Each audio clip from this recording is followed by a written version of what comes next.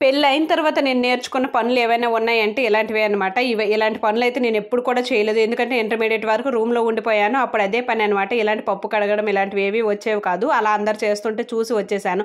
ఏదైనా ఇంట్రెస్ట్ ఉంది అంటే రాని పని అంటూ ఏది ఉండదు. నేను అప్పట్లో అనుకునేదాన్ని ఇది చాలా కష్టమేమో, అస్సలు నా వల్ల కాదేమో అని. చాలా చక్కగా కడుగుతాను. చూసారు కదా, ఫస్ట్ అయితే ఎంత నల్లగా ఉన్ను ఇప్పుడు ఇలా అయిందనమాట. నార్మల్గా క్లీన్ చేసుకొని వాటర్ కూడా ఎక్కువ అవసరం లేదు. అదే వాటర్తో క్లీన్ అయ్యి మొత్తం అయిన తర్వాత మంచి వాటర్తో కడుక్కుంటే తెల్లగా వస్తుంది అనమాట.